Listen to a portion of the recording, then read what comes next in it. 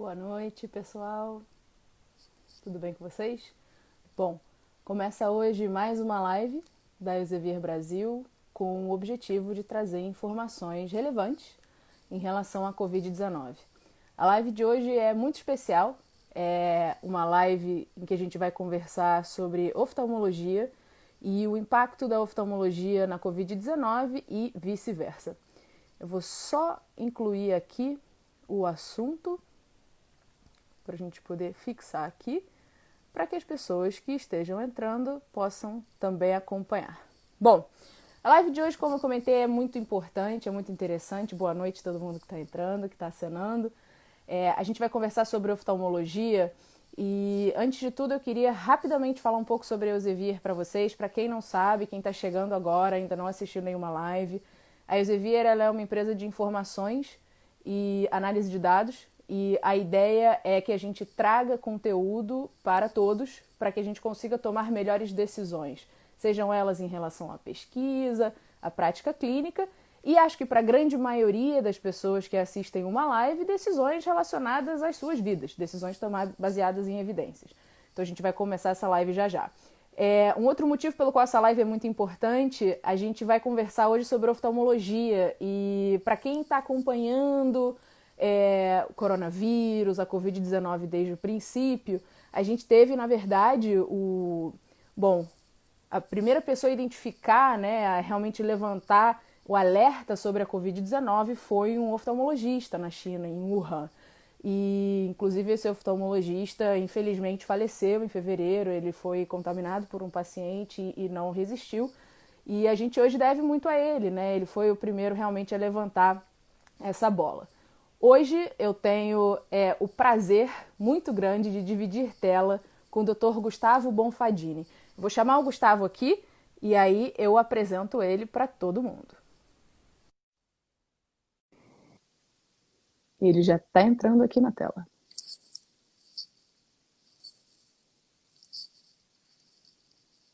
Boa noite, Gustavo. Tudo bem? Eu não consigo te ouvir. Eu não sei se alguém está ouvindo o Gustavo. Não? Melhorou? Opa, agora eu consigo te ouvir. Acho que não estava Então, conectado. perfeito. Até melhor. Obrigado pelo convite, Laís. Sei que você está longe aí, você está na Holanda, né? Então tem um fuso horário de, acho que são 11 da noite aí, né? Isso. 11 da noite trabalhando. Parabéns, hein? E obrigado pelo convite, pelo tema, né? Eu acho que a gente está no meio de uma pandemia, algo que acho que ninguém de nós vivemos esse período. E tem bastante informação surgindo e eu acho que sempre a informação chegando nas pessoas e a gente discutindo ideias é muito importante para todo mundo, e para a sociedade e para a gente também. Obrigada, doutor Gustavo, por topar participar e por dividir suas experiências e seu conhecimento. Eu vou começar rapidamente fazendo uma apresentação do doutor Gustavo Bonfadini. Vou usar uma cola, porque é longa a apresentação, então eu vou usar uma cola. Doutor Gustavo Bonfadini é doutor em oftalmologia e ciências visuais pela Universidade Federal de São Paulo. Ele tem um pós-doutorado em catarata, córnea e cirurgia refrativa pela Johns Hopkins University, nos Estados Unidos. É o responsável técnico por transplante de córnea das seguintes instituições: Hospital Copa Star e Rede D'Or São Luís, Hospital São Francisco na Providência de Deus, e é responsável técnico do Banco de Olhos do Estado do Rio de Janeiro, no INTO. Então, acho que dá para a gente ser bastante extenso também nas perguntas e na nossa conversa. Acho que vai abrilhantar aqui essa série de lives. Bom, queria começar, na verdade, Gustavo, eu vou só trazer aqui alguns rapidamente, para quem ainda não conferiu os dados de hoje do Ministério da Saúde. Esses são os dados da Covid-19, a gente tem ali 51 mil óbitos, mais de 1 milhão de casos confirmados acumulados e quase a metade ali de casos recuperados. Um outro aviso que eu queria dar rapidamente, para quem quiser acessar, eu vou começar agora a mostrar alguns artigos nessa tela aqui dividida, E quem quiser acessar esses artigos, eles estão todos disponíveis aqui nesse site. O Elsevier montou, inclusive em português, tá? Muitas ferramentas relacionadas à decisão clínica. A gente tem isso tudo disponível gratuitamente. Então, quem quiser acessar, fica aqui o link, covid19.elsevier.health, e vocês podem vocês podem clicar e acessar essa informação. Bom, a minha primeira pergunta, na verdade, ela é baseada em alguns artigos, algumas informações e relatos de caso que aparecem agora na literatura, né? Que é a relação entre a Covid-19 e a oftalmologia, né? Não só na parte de medicamentos, enfim, mas numa parte mesmo de sintomas e de apresentação clínica. Rapidamente aqui a gente tem um artigo que menciona conjuntivite, um outro aqui também menciona conjuntivite, e aqui a gente tem aqui as manifestações oculares como um primeiro sinal. Eu queria saber, doutor Gustavo, qual é a relação entre a Covid-19 e a oftalmologia, né? O que a gente vê nessa relação? Bom, Laís, então, falando assim, primeiro, eu acho que a Elsevier, ela foi um gol de placa de liberar o acesso de toda a literatura mundial que tem sobre o novo coronavírus, o Covid-19. E eu sou um usuário da plataforma Clinical Key. Eu atendo o Unimed aqui no Rio de Janeiro e a Unimed disponibiliza para os cooperados. Então, acho que é uma plataforma importante de busca clínica. Quando eu estava no Hopkins, às vezes a gente olhava um artigo durante a consulta médica e para eles lá isso não é uma coisa ruim. Você dizer para o paciente, poxa, você tem uma síndrome rara, vamos ver se tem alguma relação com essa tua queixa. Está surgindo artigos todos os dias em relação ao Covid-19.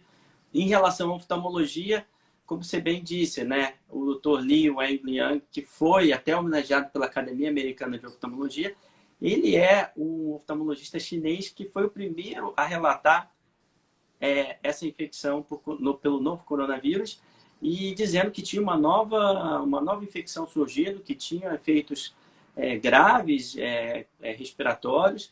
Não foi muito ouvido, enfim, pelas autoridades locais. Acabou falecendo agora em fevereiro, mas foi homenageado pela importância. E a gente, que é oftalmologista e costuma tratar muitas infecções virais por adenovírus, que é a conjuntivite viral mais comum, né?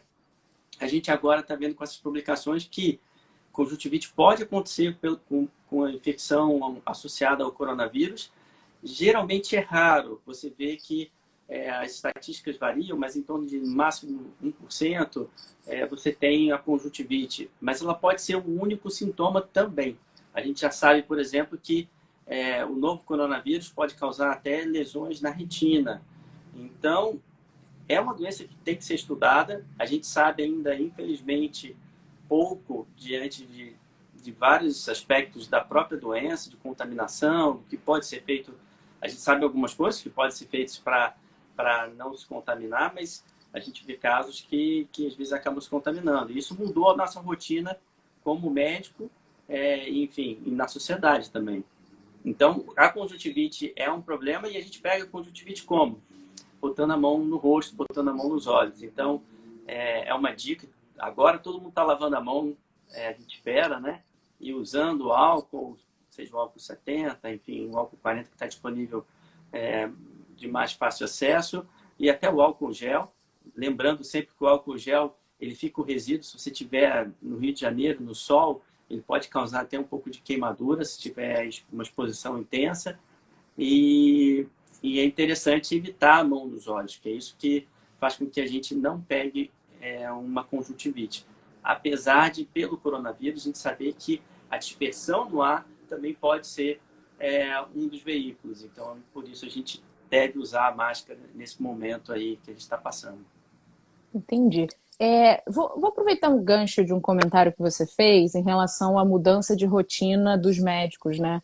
O que mudou na sua rotina, no consultório, enfim, em relação depois assim do coronavírus, de realmente a pandemia ter se instaurado, da gente estar mudando, né? O que mudou na sua rotina? Mudou muita coisa, né? Eu acho que não vai ser mais como era antes. A gente, por exemplo, lá na nossa clínica, a gente está atendendo de meia em meia hora. Então, os pacientes, a gente evita que pacientes venham com muitos acompanhantes, preferencialmente não vir com acompanhante, mas se for uma pessoa de mais idade, uma baixa visual significativa, vir apenas com um acompanhante. A gente agenda horários separados. Todo mundo tem que estar de máscara, todos, tanto da clínica quanto os próprios pacientes. Então, assim, os cuidados na própria oftalmologia, a gente precisa avaliar o olho de perto. Então, a gente tem um shield que impede que o paciente respire muito próximo do médico. A higienização do consultório após esse paciente sair e depois a gente chama um outro paciente. Mas eu também faço um alerta, porque os pacientes, as pessoas não deixam de ter problemas de saúde, né? Infelizmente, o coronavírus não vai ser a única doença na qual a gente tenha problemas. Então, eu, por exemplo, eu faço transplante de córnea. Eu tive que fazer 2 transplantes de urgência nessa pandemia por conta de olho perfurado. E aí esse paciente vai ficar cego, ele não vai ter acesso a um atendimento de saúde.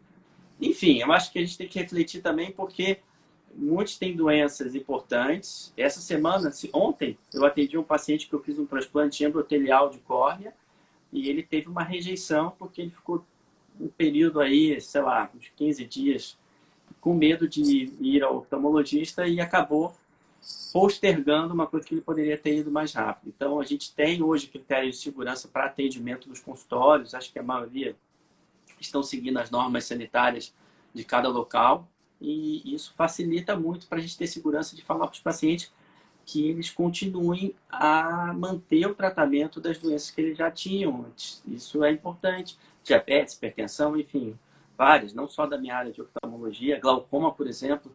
Pacientes às vezes estão usando a medicação, não sabe se a medicação está fazendo efeito e sem uma consulta com médico oftalmologista isso fica difícil, né? Sim. Então, realmente, os protocolos, enfim, existe uma mudança para assegurar ali a segurança dos pacientes que precisam fazer um tratamento contínuo devido a doenças crônicas, enfim, existe essa mudança para assegurar a segurança dos pacientes, né? E infelizmente, assim, a gente aqui no Brasil é um pouco diferente. Quando eu fiquei 1 ano e pouco nos Estados Unidos, lá já era uma coisa fria, né? O paciente sai, não aperta nem a mão. Agora a gente não pode mais. Os pacientes às vezes querem terminar a consulta e me dar um abraço, falam, a gente não pode. E aí, não, tá bom, doutor, claro, tudo. Então, enfim. Mas são mudanças que são necessárias, né? A gente vai passar, a gente vai passar por isso tudo, mas é importante a gente entender que é importante você acompanhar com seus médicos que você já acompanhava, né? Porque Sim. Doenças, principalmente as crônicas, elas não vão, elas demandam um acompanhamento. Entendi. Uma das mudanças, né, que a gente, bom, acho que todos estão passando nesse momento, é o uso de máscaras, né? A gente está usando máscara, bom, aqui na Holanda um pouco menos, mas no Brasil o uso de máscaras é recomendado. E eu sou uma pessoa adepta ao uso de máscaras, eu uso máscaras, só que eu tenho este pequeno acessório aqui no meu rosto que atrapalha um pouco o uso da máscara. Eu acho que, bom, você também, né, usa óculos, você está de lente, mas ao colocar a máscara, realmente embaça minha lente, né? E existe algum tipo de orientação? Você tem visto isso também? Os pacientes tendo essa dificuldade no uso ali de 2 acessórios? Como é que a gente pode lidar com isso de uma forma melhor? Lembrar bem, o uso de equipamentos de proteção individual, as máscaras, sejam elas aí na 95, que é uma denominação técnica para proteção maior, né? Geralmente indicado mais para quem está com contato com uma pessoa que tenha ou profissional de saúde, mas as máscaras em geral. Você tem que lembrar que você colocou a máscara, na hora de você tirar a máscara, a sua mão vai estar contaminada. E essa máscara, teoricamente, tem que ir para um saquinho. Porque senão, se você pega aquela máscara e depois coloca, não faz muito sentido, você não está se protegendo. Esse é um ponto. Outro ponto que você bem colocou, quem usa óculos sofre um pouquinho mais, porque o vapor, né, da nossa respiração, ele vai embaçar as lentes dos óculos. A gente tem algumas opções. Colocar, às vezes internamente, se for uma máscara aquelas de pano, né, colocar um paninho aqui dentro, de papel mesmo, pode ser aquele lencinho descartável. A gente pode colocar, eu eu sou cirurgião, então eu acabo usando, eu tenho um pouquinho de alergia, não tenho nenhum interesse comercial, uso Transpore, que é da 3M, então não machuca. Mas pode ser, por exemplo, aquela fita cap mesmo, porque você impede, veda a máscara, impede que aconteça de ficar embaçando toda hora, que é praticamente impossível para a pessoa enxergar direito, estando de óculos e de máscara, fica aquela respiração, ele tapa, mas aí põe a mão aqui para tampar, então, quer dizer, já contaminou, se tiver contaminado aquela região, alguém tiver espirrado perto dele, então é difícil, não é fácil não, são uma série de situações novas que todos nós estamos tendo que aprender a lidar. Entendi. Tem uma pergunta aqui, eu vou aproveitar para fazer, da Tamires Freitas, que é sobre a dica de passar sabão nos óculos. Estraga a lente? Ótima pergunta. Ela funciona, só tem um problema, ela vai estragar os seus óculos. Porque o pH desse sabão, né, você vai passar, ele é mais básico, e ele vai fazer uma abrasão na lente de proteção, né, do antirreflexo dos seus óculos. Então, se fizer isso, passar um pouquinho de sabão e passar um paninho, realmente a lente vai parecer que está limpa e você não vai embaçar, porque vai formar uma película ali. Só que você, em muito pouco tempo, provavelmente vai ter esse óculos descamando, descascando, e você vai perder ele. Então, a dica que eu dou você pode... O ideal é você lavar, por exemplo, com um sabonete líquido, né? Pode ser até um detergente, enfim. E aí você vai limpar os teus óculos. Só que não vai impedir de embaçar. Tem algumas lentes que são anti-fog. É um pouco mais caro essa tecnologia, mas realmente você tem também outras opções que vendem óticas. Eu uso para limpar, eu sou usuário de óculos, então também não tem interesse comercial nenhum. A Zeiss, ela disponibiliza nas óticas, ou enfim, um lencinho que você pode limpar os óculos. Isso é importante porque a limpeza dos óculos, lembra, ele é o que está em contato aqui, protegendo teus olhos num ambiente público. Então, às vezes, você vai pegar depois os óculos, tem que fazer higiene. E aí, ele vem um lencinho, você pode... É um álcool isopropil e não faz nenhum dano para a sua lente. Então, essa dica que deram aí realmente funciona, mas, infelizmente, vai acabar estragando a tua lente. Muito bom. Você comentou agora, doutor Gustavo, do uso de lente de contato, né? Que você agora está usando lente de contato, por exemplo. Talvez seja uma boa alternativa para que não haja embaçamento dos óculos durante o uso de máscaras. Existe algum cuidado específico que a gente tenha que tomar usando lentes de contato? Como é que funciona? Eu acho que a higienização das lentes, o uso da lente não é tão simples e acho que sempre cabe reforçar, né, as instruções para o uso de lente, porque a lente é muito boa, mas se não for usada direito, ela pode acarretar aí em alguns problemas. Isso é importante, né? Porque muitos pacientes têm dúvidas em relação ao uso de lentes de contato nesse período. Acho que seguir as normas de orientação do médico oftalmologista é o que é mais importante. Então, eu, por exemplo, sou usuário de uma lente de contato de descarte diário.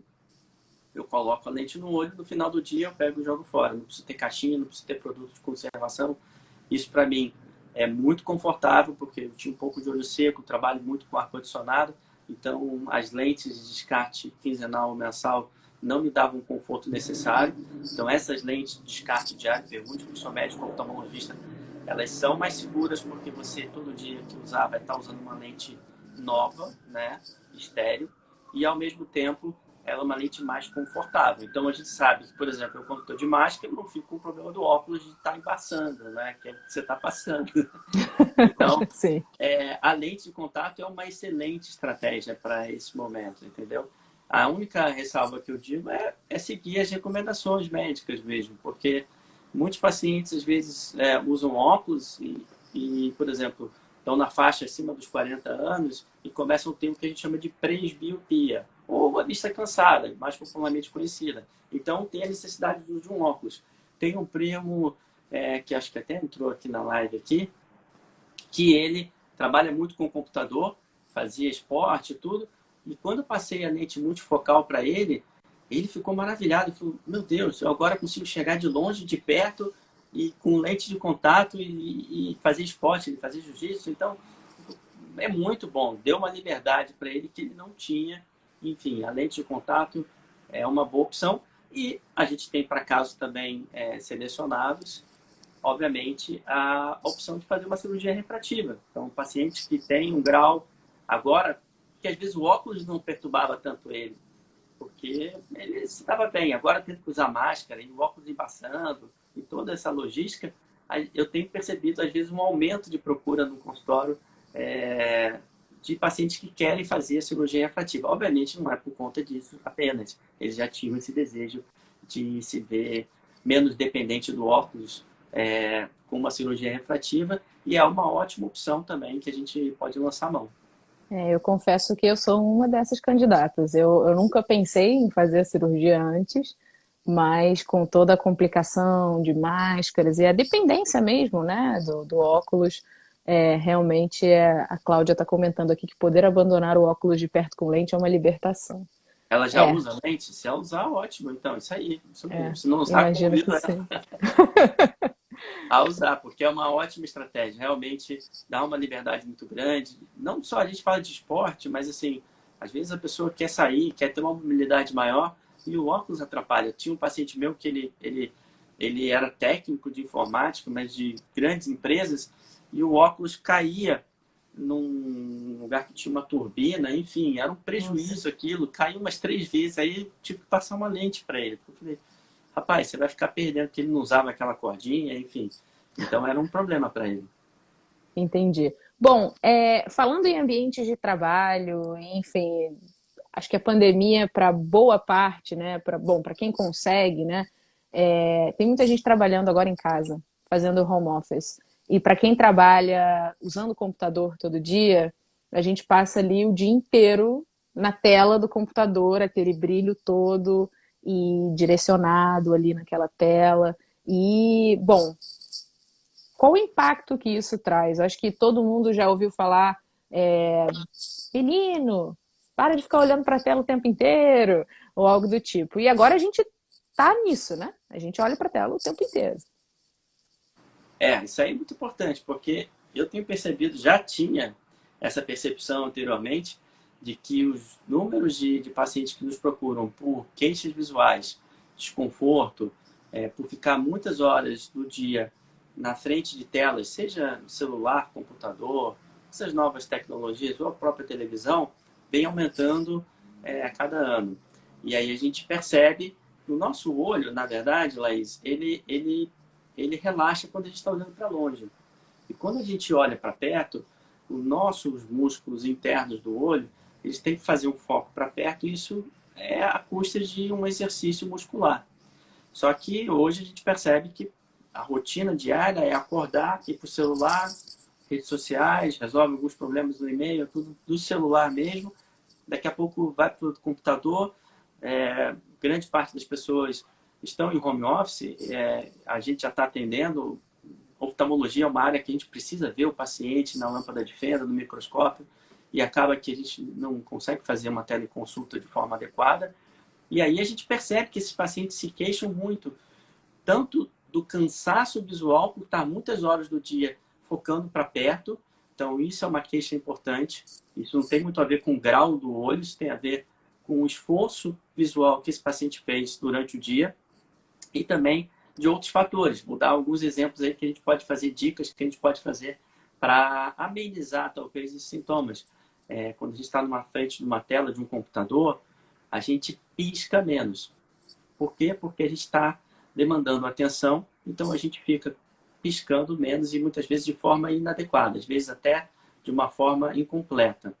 Isso faz com que ao longo do dia os nossos olhos fiquem irritados, às vezes até vermelhos, e um hábito comum é acabar coçando os olhos. Isso não é adequado, não coce os seus olhos. Coçar os olhos pode causar bastante alteração e às vezes até de grau e deformação da córnea. Então, a dica é, tente piscar mais. Muitas vezes o computador ele está numa altura dos olhos que ele está acima. Agora, por exemplo, eu estou falando contigo, o meu celular ele está um pouquinho acima dos meus olhos. Então, isso não seria o adequado. O adequado seria se eu tivesse um computador que a tela eu estivesse meio que olhando para baixo. porque aí eu exponho menos os meus olhos ao ressecamento. Então, a gente sabe que o ressecamento ocular ou a síndrome do olho seco, ela pode ser causada por vários fatores, a gente pode até falar daqui a pouquinho, mas também pela exposição elevada. Você está com o ar-condicionado, às vezes, focado direto para o teu rosto, isso vai ressecar mais. Às vezes, a tela do seu computador, ela pode estar também um pouquinho suja. Então, dá uma olhada para ver se essa questão. Outro ponto importante, às vezes você consegue, em alguns computadores, ajustar a intensidade da luz na tela. Isso, você diminuindo a intensidade, você diminui esse desconforto. O uso de lágrimas artificiais, ou seja, que a gente chama de lubrificantes, né, que a gente tem no mercado, às vezes até sem receita médica, é interessante, porque como a gente acaba piscando menos, a gente pode lubrificar os olhos durante o dia, pingando esses colírios. Obviamente, aconselho a todos que estão nos ouvindo aqui a fazer uma consulta com o seu médico oftalmologista e que ele indique, porque tem alguns colírios que têm um conservante. E se você já tiver uma síndrome do olho seco mais importante, esse conservante pode até irritar um pouquinho mais se você usar de forma acentuada esse colírio, e aí até irritar um pouquinho mais os olhos. Tem algumas outras dicas que eu acho que podem também ser úteis e que não são tão difundidas. Por exemplo, uma regrinha 20-20-20, que é a cada 20 minutos você parar uns 20 segundos e olhar numa distância de 20 metros. Lembra? Quando os nossos olhos estão olhando para longe, a gente consegue relaxar os músculos internos do olho. Então, a cada 20 minutinhos, parar um pouquinho, olha para uma janela e tudo mais. O problema é que grande parte das pessoas, e às vezes até eu me incluo nisso, a gente está muito tempo no computador, para e vai para o celular. Não descansa os nossos olhos. Tem uma técnica que até já foi descrita na Academia Americana de Oftalmologia, que chama palming. Não sei se você já ouviu.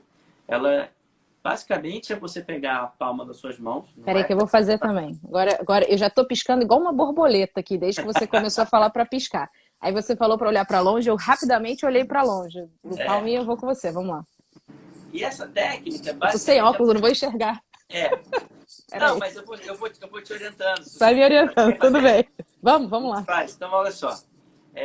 Se você estiver numa mesa, não sei se você está numa mesa aí, não. Eu estou aqui na cadeira. Mas eu então, fiz, você apoia os cotovelos na mesa, você vai pegar, fazer uma concha e vai colocar nos olhos e abaixar um pouco a cabeça. Mas de forma que os seus ombros estejam relaxados. Então, dessa forma, você vai começar a inspirar e expirar. Eu não sei se você faz meditação, eu estou começando a aprender. Quando eu vou entrar no centro cirúrgico para uma cirurgia, eu faço esses movimentos como se fosse uma meditação para focar para a cirurgia. Puxa o ar, solta. E aí, de uma certa forma, você vai relaxando. Você pode fazer até uns 5 minutos mesmo, esse tipo de exercício.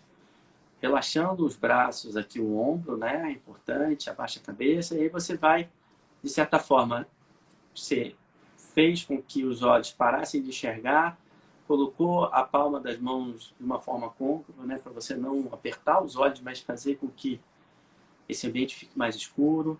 Nossa. E concentra na respiração. Isso ajuda, tem pacientes que falam, olha, me ajuda demais, quando eu estou com um olho muito cansado, eu faço e me relaxa. Então, fica uma dica para quem está ouvindo, façam em casa agora com home office ou então no trabalho. Eu adorei, não borra a maquiagem, não e borra. Você fica tranquilinho, porque Ótimo, adorei, excelente. Tá certo. Excelente, muito obrigada pela dica, foi muito boa. Enfim, aí tem outras coisas, né, que você pode fazer, que às vezes a gente vê que você está numa janela, o que tem uma janela, então se a luz ficar às vezes de frente para mim, eu vou ter uma janela que tem uma luminosidade e depois eu vou olhar para o computador que tem outro tipo. Isso dá um cansaço visual também ao longo do dia. Enfim, são dicas que a gente tem que tomar conta dos nossos olhos, porque senão a conta chega. E eu tenho recebido cada vez mais pacientes no consultório se queixando de fadiga ocular e se queixando também desse ressecamento dos olhos, muitas vezes até causados pelo ambiente, né? Entendi. Em relação ao ressecamento dos olhos, você pode explicar um pouco mais pra gente? Olho seco, por que acontece, como a gente consegue, enfim, gerenciar isso? Ótimo. Então, assim, a gente sabe que a síndrome do olho seco ela pode ser causada por diversos fatores. Então, a síndrome do olho seco não é apenas o paciente ter pouca lágrima. Muitas vezes ele tem uma baixa qualidade de lágrima e também pode ter uma evaporação excessiva. Ou seja, esse paciente muitas vezes ele tem, como eu falei, uma fenda palpebral mais exposta, ele pode estar muito tempo no computador e a tela de computador dele está acima do olho dele, ele está expondo mais naquele período. Ambiente com ar-condicionado, a gente sabe que vai favorecer uma evaporação maior da nossa superfície ocular. Quando a gente fica mais tempo em telas de celulares, de computador, de tablets, de televisão, a gente pisca menos e a gente vai ter um ressecamento, isso causado pelo ambiente. Tá? A gente sabe que medicações também podem causar. Então, por exemplo, antidepressivos, a gente está numa fase de uma pandemia, eu tenho atendido cada vez mais pacientes que eu mesmo indico, olha, vai procurar um especialista, eu sou especialista em olho, né, de córnea, né, doenças externas, mas do olho, mas ao mesmo tempo eu falo, ó, eu sugiro, né, eu falo, olha, procura um psicólogo, eu estou vendo que você está muito ansiosa e essa pandemia está realmente fazendo com que a gente tenha que se superar. E às vezes são pacientes idosos que às vezes até moram sozinhos. Então, assim, antidepressivos podem piorar. Às vezes algumas medicações, até de glaucoma, colírios, podem agravar um quadro de olho seco que esse paciente já tinha. Às vezes o paciente usa, a gente falou agora há pouco do uso de uma lente de contato, mas ele usa uma lente de contato de um descarte que está sendo muito prolongado, às vezes até maior do que o próprio fabricante orienta, e isso pode exacerbar o quadro de olho seco que às vezes ele já tinha. Deficiências nutricionais também são importantes. A gente sabe que às vezes algumas deficiências de algumas vitaminas, vitamina C, vitamina B12, podem contribuir para esse ressecamento maior. E também mudanças hormonais. A gente sabe que nas mulheres, principalmente depois da menopausa, vai haver uma mudança hormonal dos estrógenos e é muito comum atender essas mulheres no consultório se queixando de um ressecamento das mucosas em geral. E a gente tem também, às vezes, algumas doenças sistêmicas associadas. Exemplo, a síndrome de Sjögren, que é uma síndrome seca, que a gente chama.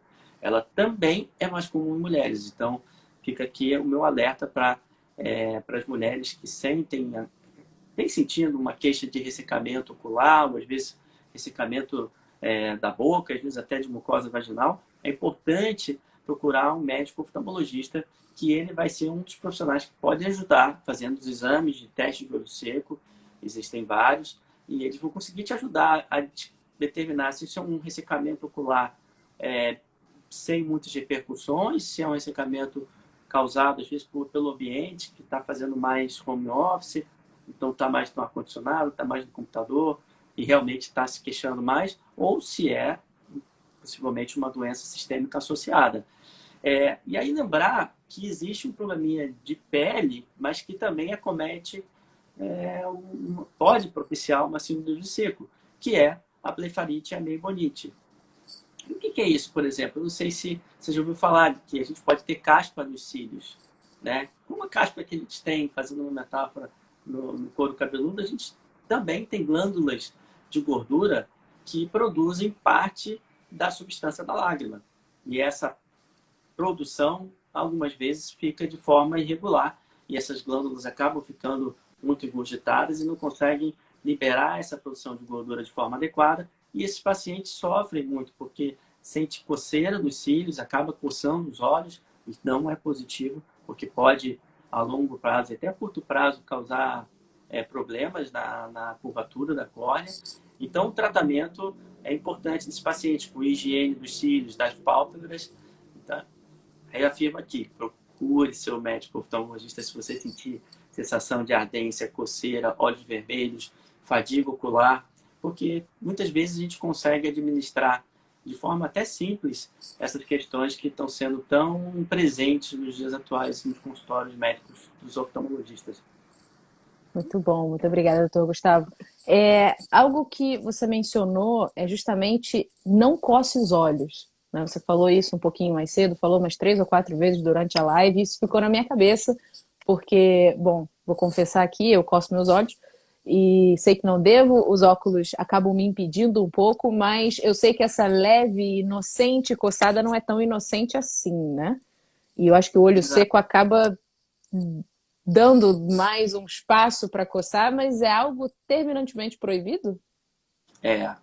Ó, tem, assim, se coçar fosse bom, a gente passava na prescrição, né? Não é. Faz mal, é ruim e, infelizmente, a gente vê muitas pessoas que acabam desenvolvendo uma doença chamada ceratocone, tá? É uma doença cerato de córnea e cone, aí, ó, Essa bacana, você aqui, né? colocou uma foto. Então, o ícone, porque muitas vezes a córnea fica tão irregular e às vezes de uma forma mais pontuda, né, bicuda, esse termo, e no formato cônico. Então, assim, a gente sabe que a doença ceratocone é uma doença muito prevalente no nosso meio aqui no Brasil. A gente tem algumas estatísticas, não brasileiras, mas elas podem chegar até uma a cada 2.000 pessoas podem ser acometidas pela doença ceratocone. É uma doença que tem um caráter provavelmente genético, mas ainda esse estudo ainda é muito não está muito fechado quais seriam os genes e tudo mais, mas é importante a gente saber. Então, se alguém aqui que está nos ouvindo tiver um familiar que tenha ceratocone, é importante falar com o seu médico oftalmologista que tem esse parente, porque ele talvez vai olhar o seu caso de uma forma um pouquinho mais voltada para essa questão. E coçar os olhos é ruim, porque o nosso olho, lembra, é uma cavidade oca. A córnea, todo mundo puder ver aí na foto, ela é esse tecido mais anterior que a gente tem nos nossos olhos. É o que dá o brilho dos olhos. Então, quando a gente vê, se eu puder fazer uma metáfora, o nosso olho ser comparado a um relógio, a córnea seria o vidro do relógio. Ela tem um formato que deve ser regular e também, além do formato ser regular, ela ser transparente, para que a luz entre nos nossos olhos e a gente possa enxergar de forma adequada. E aí, coçar os olhos vai fazer o quê? Com que pacientes que já são predispostos, provavelmente, por algumas características genéticas, tenham uma alteração na biomecânica. Ou seja, essas córneas são menos resistentes e podem sofrer um afinamento e uma deformação. O problema é que essa deformação forma um astigmatismo desses pacientes e muitas vezes esse astigmatismo é irregular, ou seja, não sendo facilmente resolvido com um óculos como você está usando agora. Então, a gente passa um óculos muitas vezes, se o grau não é tão elevado, porém, muitas vezes esse paciente não vai atingir a visão de 100%. E aí que a gente tem a importância de acompanhar de perto esses pacientes, porque muitas vezes eles vão precisar até de uma lente de contato rígida para poder alcançar a visão de 100%. Essa é uma doença, por exemplo, que no Brasil, felizmente, por conta da informação e tudo mais, a gente está conseguindo diminuir os números de transplantes de córnea pelo ceratocone. Mas até recentemente, alguns anos atrás, era uma das principais causas de transplante de córnea no Brasil, era o ceratocone. E aí, existe uma campanha que esse mês está sendo celebrada, se chama Junho Violeta. Essa campanha foi inicialmente idealizada pelo Dr. Renato Ambrosio Júnior, que é aqui do Rio de Janeiro, é um especialista na área, é um grande colega e amigo, e ele sabiamente criou essa campanha para poder, na verdade, a gente discutir mais sobre a doença e orientar, e que essa doença seja, essa mensagem de não coçar os olhos, seja transmitida para todo mundo que estiver ouvindo aqui a live, mas também no almoço, na janta, enfim, nas conversas, quando você vê alguém coçando os olhos, fala, não faça isso, porque isso vai danificar os seus olhos. E é interessante a gente perceber que pacientes que têm alergia, geralmente, eles coçam mais os olhos, né? Então, pacientes que têm mais atopia, dermatite atópica, enfim, que são mais alérgicos, merecem um cuidado especial de falar para o médico oftalmologista, porque às vezes isso não é perguntado também no consultório, porque não é a queixa principal do paciente. Eu lembro quando eu estava no Hopkins e meu chefe falava assim, olha, Gustavo, o Dr. Albert Jahn, ele falava, não pergunta para o paciente que tem ceratocone se ele coça muitos olhos. Não é que o paciente vai mentir, mas é que para ele é uma coisa tão comum coçar, que às vezes ele não percebe que está coçando os olhos. E aí a esposa falava, ou quem estivesse junto, falava, não, eu coço o dia inteiro. E ele falava, coço. Nem percebia. Então, a gente tem como tratar com colírios, por exemplo, de forma sistêmica. Eu acredito muito na abordagem multidisciplinar, sabe, Laís? Então, por exemplo, se eu atendo um paciente, e às vezes até crianças com alergia, se a gente não conseguir tratar com um alergista, às vezes até um imunologista, e eu ficar tratando só a parte oftalmológica, muitas vezes eu não vou ter o sucesso que eu teria de um acompanhamento multidisciplinar, porque ele tem uma alergia sistêmica, e essa alergia ocular ela é uma consequência e não a causa. E tratando essa alergia, eu consigo diminuir a sensação de coceira. Mas interessante, porque é a minha especialidade, né? Ceratocone, é uma doença da córnea, e eu percebo que muitas vezes esses pacientes, eles têm também, quase, não é como um tique, mas é quase como aquele paciente, aquela pessoa que fuma, por exemplo. E aí ele está parando de fumar, mas ele ainda tem aquele vício, né? Do hábito de segurar o cigarro e tudo mais. Então, é um pouco disso, sabia? Eu entendo que, recentemente, a minha sogra fuma. Fazer aqui uma... E aí a minha esposa estava falando, olha, tem um grupo em São Paulo muito interessante. A técnica, eles fazem a reposição de nicotina. E você pode fumar quanto você quiser, mas você tem que olhar para uma parede branca e fumar ali sozinho. Porque aí a pessoa perde aquela coisa social de fumar e ficar conversando e tudo mais. O hábito de coçar também é um hábito que acaba virando um hábito, né? Então tem que cortar, porque é um vício, na verdade. E a gente tem alguns trabalhos na literatura, que é interessante, mostrando que até pacientes que têm o hábito de dormir com a mão pressionando o rosto, pode simular a questão de você, por exemplo, estar coçando os olhos ao longo do tempo. Você me complicou, Gustavo. Aí É. você me complicou, porque como é que a gente vai controlar dormindo? Tem um grande especialista em córnea aí na França, aí perto, onde você está, na Holanda, e o Damien Gatinel. E ele advoga que o ceratocone é muito mais causado pelo coçar os olhos do que até fatores genéticos. Enfim, que talvez a alergia causada também fosse muito por conta de... Você tem ideia, se você coçar 60 segundos os seus olhos, a gente já consegue dosar na lágrima enzimas pró-inflamatórios que não tinham antes de você coçar. Então, é realmente importante não coçar os olhos. É óbvio, né? Caiu alguma coisa no olho e tudo mais, é quase que instintivo, mas se você tiver uma lágrima artificial perto, você vai lavar os teus olhos com esse lubrificante, por isso que eu acho que é importante, nos dias atuais, ter uma lágrima artificial, mesmo que você não tenha um olho seco, eu acho que é adequado, pergunta para o seu médico oftalmologista, ele vai te indicar, às vezes, até lágrimas sem conservantes, se você é um usuário mais frequente, mas é importante não coçar os olhos. Essa é a mensagem, se a gente pudesse sair daqui, porque é uma doença que, assim, falar não coçar os olhos é simples, mas não é simplório. Então, é difícil você transmitir essa mensagem, às vezes, para o paciente e ele conseguir seguir, mas porque é uma doença que a gente precisa explicar, mas hoje a gente tem bastante recurso tecnológico para diagnosticar, que não tinha antes. Então, a gente tem, por exemplo, a topografia da córnea, que é um exame que a gente consegue ver o relevo externo da córnea. A gente tem a tomografia da córnea, a gente consegue ver o relevo interno também, como se fosse em 3 dimensões a córnea. Então, o ceratocone é uma doença muito prevalente no Brasil.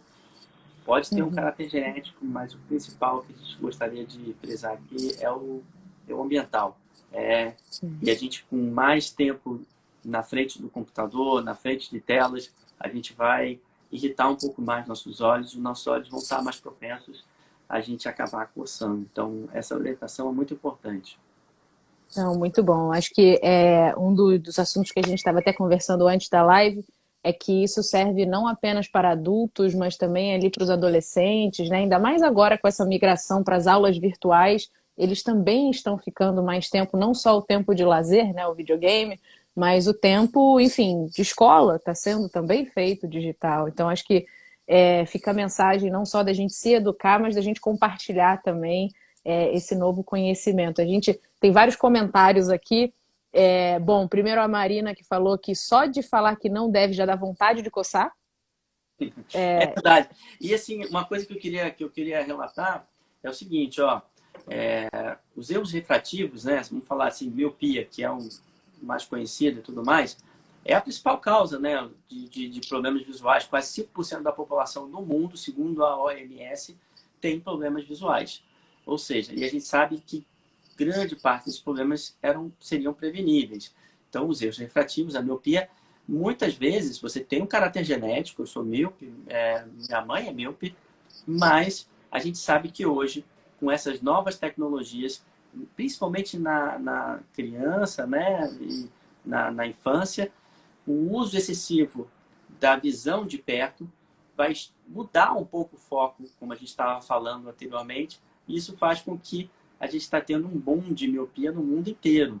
Na China, por exemplo, se tem fotos, quem quiser procurar no Google, eles colocam uma barrinha de metal e a criança não pode chegar muito perto do livro ou do caderno para escrever, porque eles sabem que se você ficar com uma tela muito perto de computador, de celular, de tablet, muitas horas por dia, você vai acabar estimulando que essa criança fique míope e muitas vezes ela não seria míope.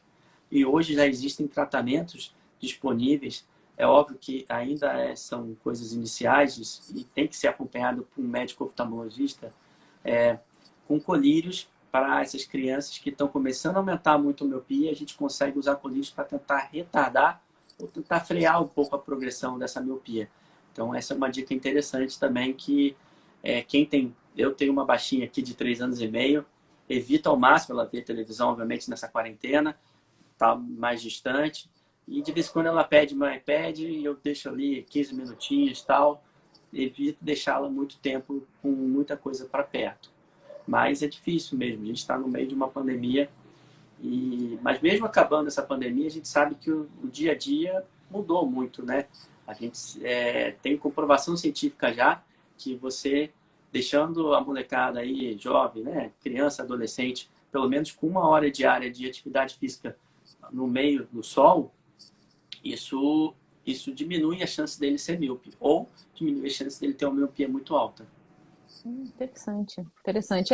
A gente, um dos comentários bom, tenho tido várias conversas durante essa pandemia. Um dos comentários foi justamente que a pandemia acelerou alguns processos, exacerbou outros, então é como se fosse uma lente de aumento.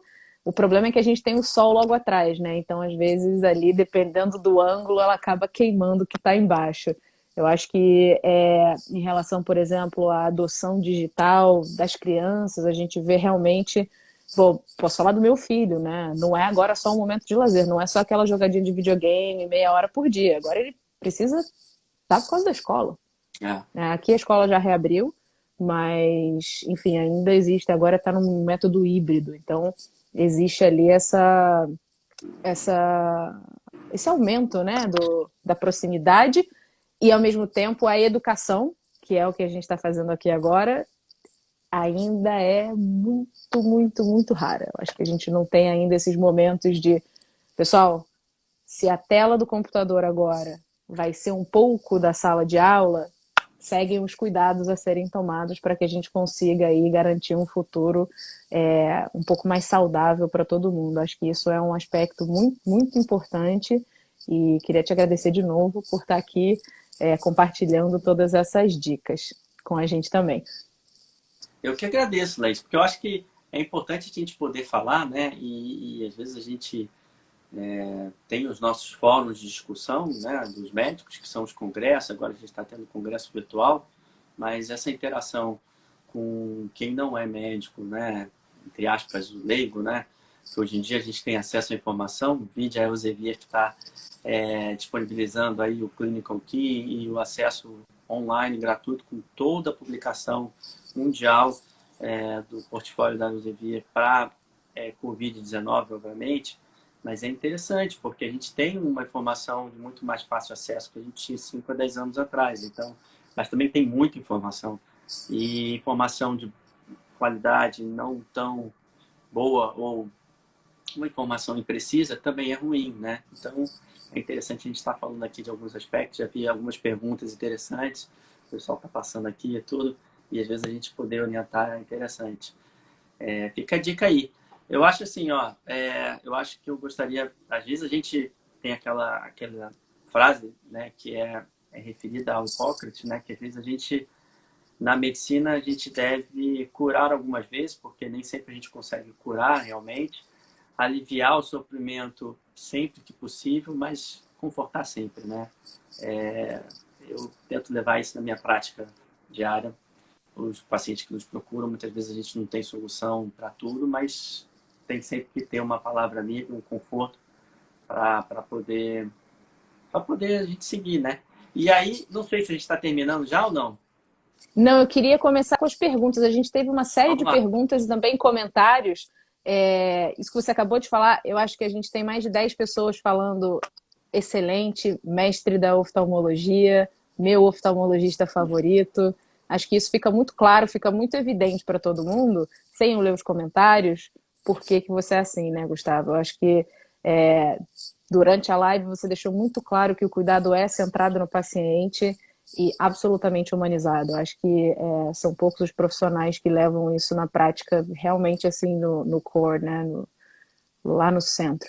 Bom, primeira pergunta acho que é da Branca, que é a seguinte. Boa noite, qual a melhor idade para fazer a cirurgia? Tem alguma referência? Acho que foi quando a gente estava conversando sobre a cirurgia, uso de lente, uso de óculos. Ótima pergunta, Branca. Na verdade, não tem uma data pré-estabelecida. A gente tenta entender que o grau da pessoa esteja mais ou menos estável. Isso geralmente, medicina não é uma ciência data, não é matemática, mas geralmente a gente tem isso por volta dos 18 anos e tudo mais. E aí, o grau estando estável pelo menos de 6 a 1 ano, sem estar modificando, e obviamente após alguns exames oftalmológicos, que, como eu falei, a topografia da córnea, que vê a curvatura da córnea, porque a cirurgia refrativa é uma cirurgia realizada na remodelação desse tecido, né? Ela tem várias técnicas cirúrgicas, falando rapidamente, tem a tradicional LASIK, que a gente faz, pode ser feita por um microceratum, que é uma lâmina que levanta uma tampinha, em inglês o nome dele é flap, e faz um excimer laser, que é um laser que modifica a curvatura. Devolve essa tampinha para a córnea, lente de contato terapêutica por alguns dias, depois tira a lente e o paciente tem uma recuperação visual muito rápida. O PRK, que é uma cirurgia que o laser vai direto na córnea e ele também sai com uma lente de contato terapêutica. E tem uma técnica mais recente que se chama-se Smile, como se fosse sorriso em inglês, né? E aí, nessa técnica, você tira uma lentícula, ela é feita através de um laser de femtosegundo, igual o LASIK, que o laser separa na melas para levantar o flap. Você tem um laser de femtosegundo que separa uma lentícula dentro da córnea, retira essa lentícula, talvez causando menos alteração de superfície ocular do que, por exemplo, a cirurgia de PRK. Todas elas, quando bem indicadas, conferem ao paciente, eu considero que essa cirurgia refrativa é uma cirurgia funcional, né? Porque o paciente, muitas vezes, com grau elevado, ele tem dificuldade de fazer as tarefas dele no dia a dia. Então, fazer uma cirurgia refrativa, muitas vezes, vai literalmente mudar não só a visão desse paciente, mas mudar para melhor a qualidade de vida desse paciente. Mas, novamente, converse com o seu médico oftalmologista. Se ele não fizer essa cirurgia, ele vai te indicar algum colega para poder, de forma adequada, fazer toda a avaliação pré-cirúrgica para dizer se você é uma boa candidata ou não. Perfeito. Tem mais uma pergunta aqui da Cristiane, que perguntou se o artigo era do Science Direct. Vou só colocar o artigo aqui de novo. A gente, nessa live, mostrou alguns artigos. A gente começou com esse, passou por esse, passou por esse, passou por esse. Só para deixar claro, os artigos eles estão todos disponíveis gratuitamente no Elsevier Coronavirus Information Center. Para quem quiser acessar os artigos, é só entrar aqui no link da bio e vocês já conseguem acessar todos os artigos. Então, sim, a resposta rápida aqui é do Science Direct e a longa que ele está disponível para todos. Ótimas dicas, grande doutor Gustavo. Muito bem, só dicas incríveis. Deixa eu ver aqui a próxima pergunta. Doutor Gustavo, aquelas aranhas que vemos correr, é perigoso? É alguma doença? Percebi que piorou na quarentena. Aranha eu não tinha ouvido falar. Geralmente o nome que a gente mais ouve são as moscas volantes. Por quê? Porque realmente, deixa eu explicar o que é essa queixa, que em inglês chama de floaters, né? A gente tem dentro da parte, depois, vamos lá, o olho tem a córnea, tem a íris, que dá a cor do olho, e tem atrás da íris o cristalino, que é uma lente natural dos nossos olhos que faz com que mude o foco para longe, para perto. E depois dos seus 50 e poucos anos, 60 anos, essa lente opacifica e a gente muda o nome dela e chama de catarata. Mais para dentro, interiormente do olho, a gente tem uma cavidade oca que é repleta de uma substância que a gente dá o nome de vítreo, tá? Porque ela é transparente.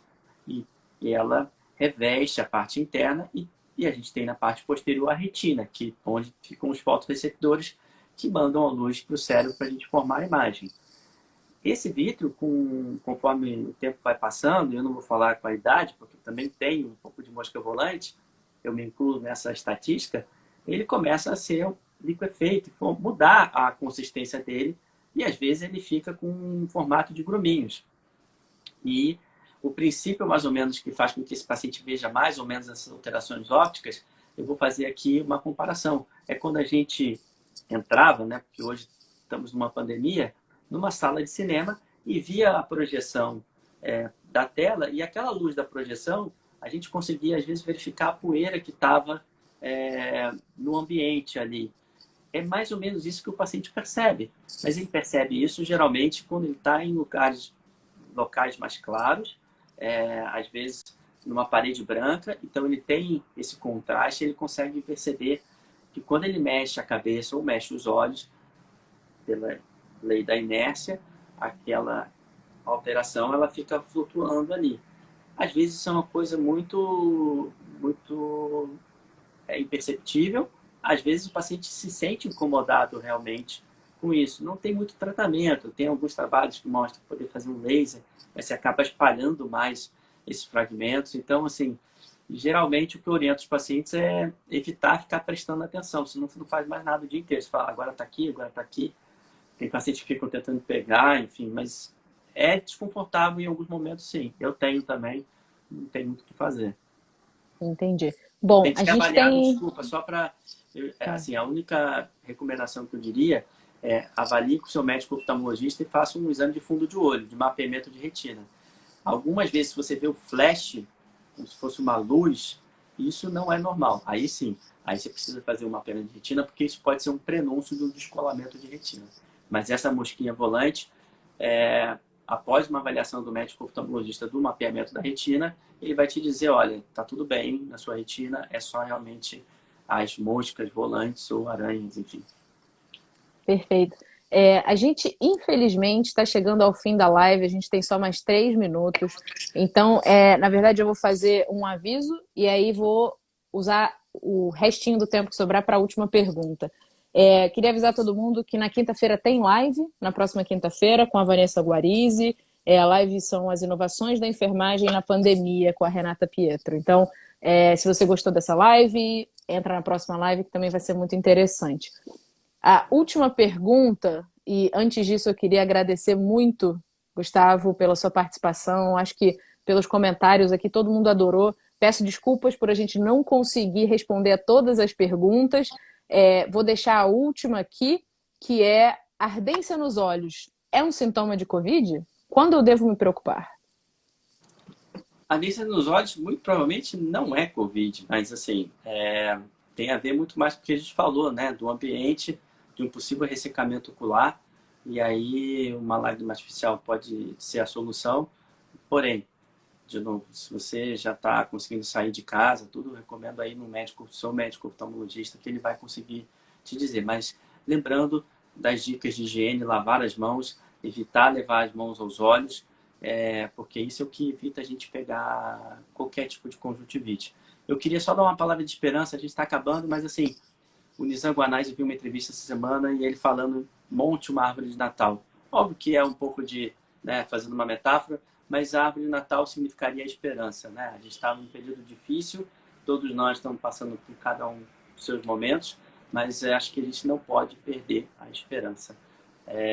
Vamos em frente, vai passar, é difícil para todo mundo, mas espero que todos fiquem bem aí, tá? Obrigado mais uma vez pelo convite, foi um prazer poder fazer essa live contigo, Laís, aí diretamente da Holanda, e para a Elsevier Brasil, que eu já ajudei na tradução de alguns livros, enfim, muito bacana trabalhar com o Elsevier.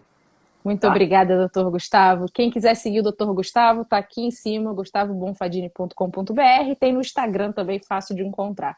Então, recomendo que todos sigam. E até a próxima live, pessoal. Obrigada. Tchau, tchau. Tchau, um abraço.